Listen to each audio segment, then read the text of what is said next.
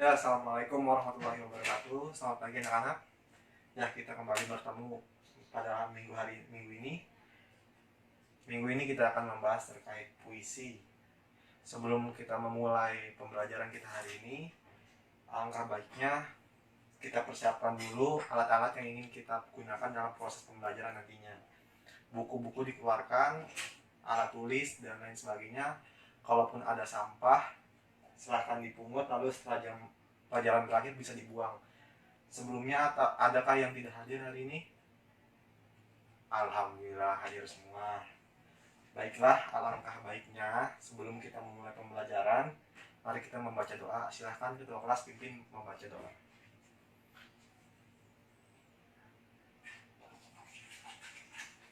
Ya, doa selesai.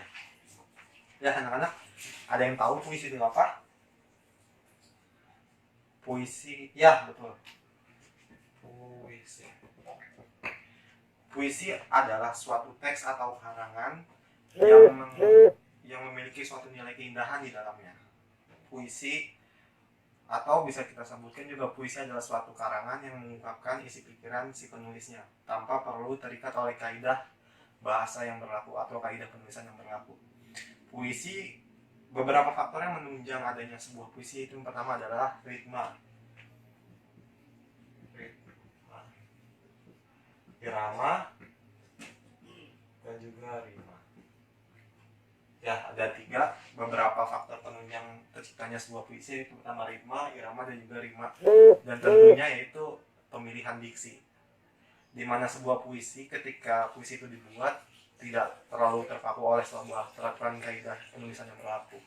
Itu juga yang menyebabkan puisi itu indah agar puisi itu enak untuk didengar.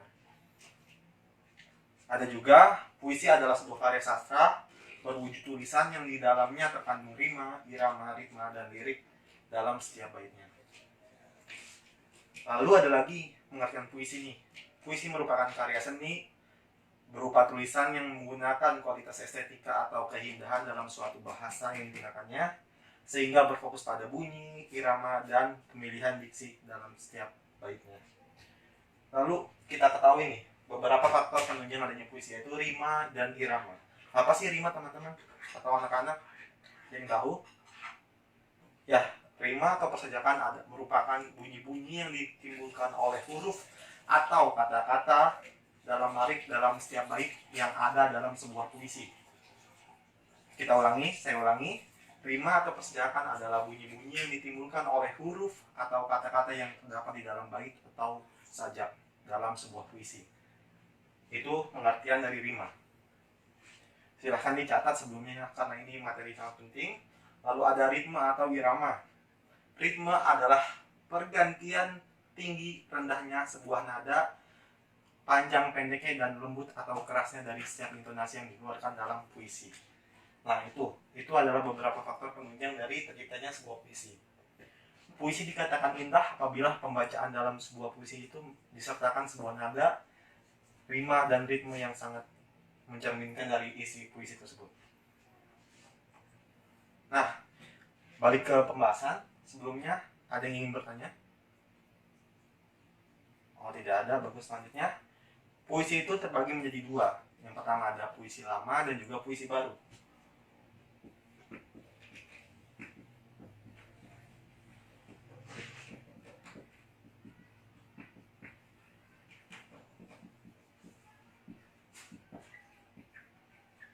Nah, dari penjabaran ini masing-masing tentunya memiliki pengertian yang berbeda. Yang pertama itu ada puisi lama. Puisi lama memiliki ciri-ciri, diantaranya yang pertama itu tidak diketahui siapa nama pengarangnya. Yang kedua itu merupakan sastra lisan yang tersebar oleh atau yang terbentuk adanya dari peristiwa dari mulut ke mulut, lalu sangat terikat dengan kaidah dan aturan-aturan yang berlaku, lalu kental akan nilai amanat di dalamnya, pesan-pesan yang ingin disampaikan oleh para leluhur kita, itu biasa dituangkan melalui puisi lama. Nah, puisi lama ini ada banyak jenis-jenisnya.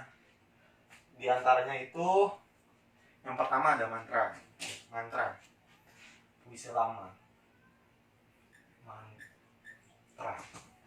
Apa sih mantra? Mantra adalah suatu puisi, bentuknya sebuah puisi yang biasa digunakan oleh para orang zaman dahulu untuk berdoa atau untuk mewujudkan sesuatu yang ia inginkan. Biasanya anak-anak juga saya rasa sudah tidak asing dengan istilah mantra, karena mantra sering digumam atau sering diucap oleh para pendahulu kita guna untuk mendoakan suatu hal biar terjadi. Selain mantra ada pantun. Kenapa sih pantun masuk puisi lama? Nah, ini salah satu ciri-ciri pantun adalah tidak terikat. Nah, selama ini kita tahu bahwasanya pantun itu masih banyak digunakan sampai saat ini. Ya betul, pantun merupakan sebuah jenis puisi lama yang masih dilestarikan atau digunakan sampai saat ini.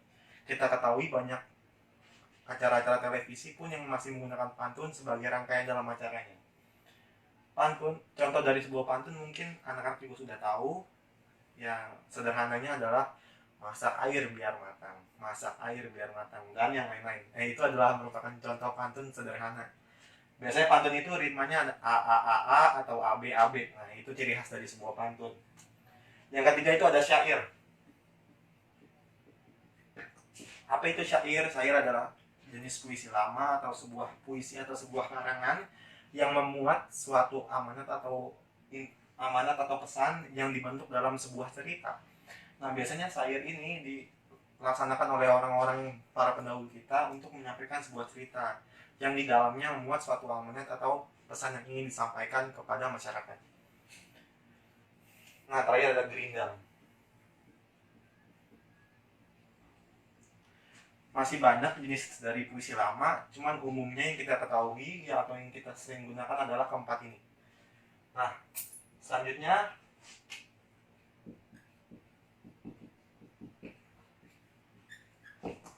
selain puisi lama kita mempunyai puisi baru. Apa sih puisi baru itu?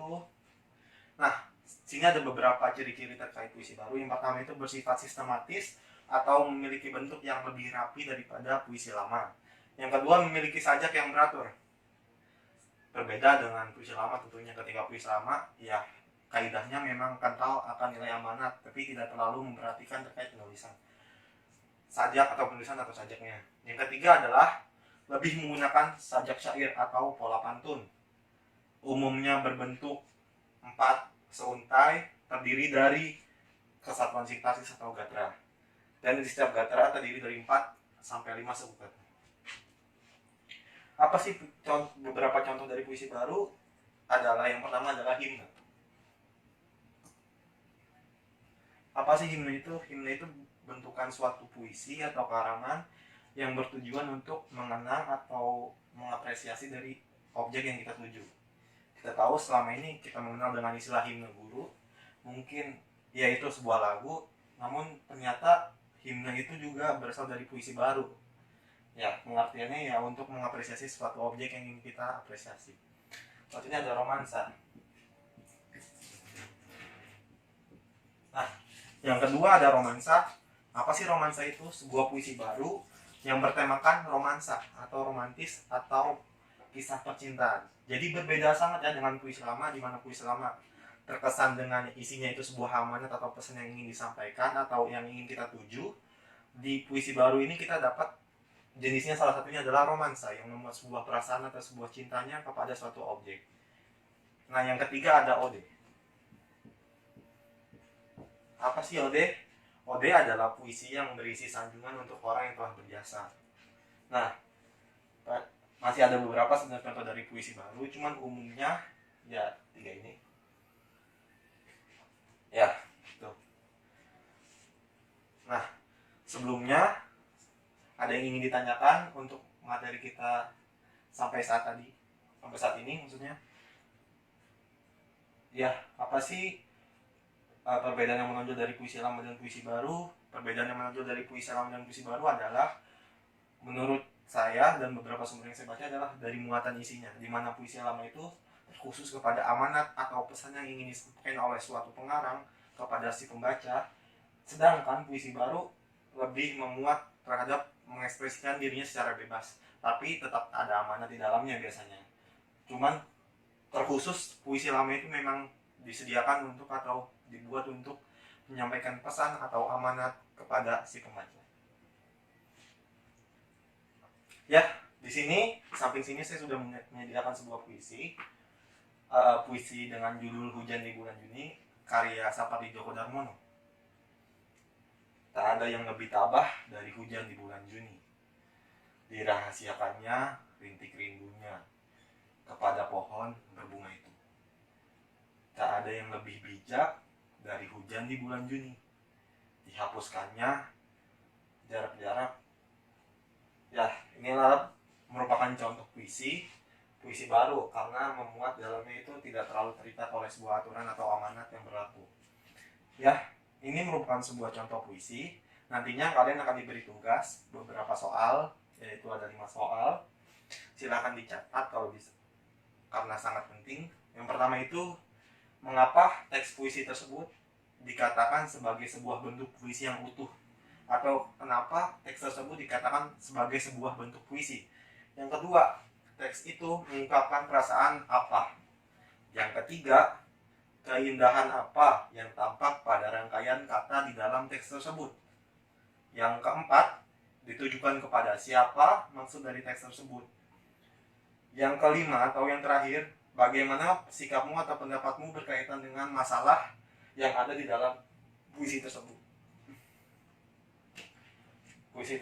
Ya, tugas hari ini kalau memang tidak diselesaikan, ya kita bisa kumpulkan minggu depan. Kira-kira ada yang ingin ditanyakan lagi anak-anak? Terkait puisi, jenis puisi dan yang lain sebagainya.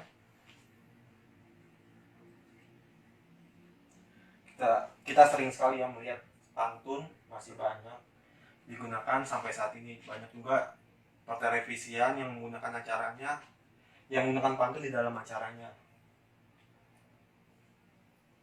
Penyair-penyair terkenal sejak zaman dahulu, contohnya Chairil Anwar, segala macam. Chairil Anwar, terus Sapardi Djoko Darmono yang masih saat ini masih aktif. Saat ini juga kita kenal sebagai dosen kita, yaitu dosen saya pas kuliah S1 kemarin, ada Bapak Herwan FR, Pak Arif Sanjaya MPhil, dan yang lain sebagainya.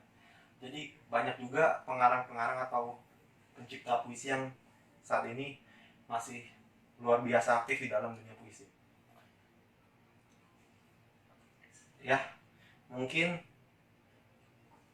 tugasnya dikumpulkan saja minggu depan, jangan lupa dikerjakan di rumah. Karena tidak ada pertanyaan, saya akan menyimpulkan pembelajaran hari ini. Apa itu puisi? Puisi adalah suatu karangan atau suatu pikiran yang diungkapkan oleh si penulis. Puisi tidak terikat pada suatu kaidah penulisan berlaku. Puisi berisikan sebuah keindahan. Dan faktor pendukung puisi diantaranya ada 3. Yang pertama ritma, irama, dan juga ritma tentunya. Ya, jenis-jenis puisi itu terbagi menjadi 2, yaitu puisi lama dan juga puisi baru. Puisi lama contohnya ada mantra, pantun, gurindam, syair, dan lain-lain. Puisi baru ada himne, romansa, dan juga ode. Ya, baiklah, mungkin itu saja. Dan juga, tak lupa saya ingatkan kembali, perbedaan yang mencolok antara puisi lama dan puisi baru ada terdapat dalam isinya, di mana puisi lama sangat mengutamakan amanat dan pesan yang disampaikan oleh si pengarang, sedangkan puisi baru lebih mengekspresifkan apa yang ingin dia pikirkan lalu dituangkan dalam sebuah karya sastra berbentuk puisi. Terima kasih. Jangan lupa sampah yang sudah dikumpulkan tadi dibuang setelah jam pelajaran ini. Akhir kata, marilah kita tutup sama-sama pembelajaran hari ini dengan membaca doa. Silakan ketua kelas pimpin.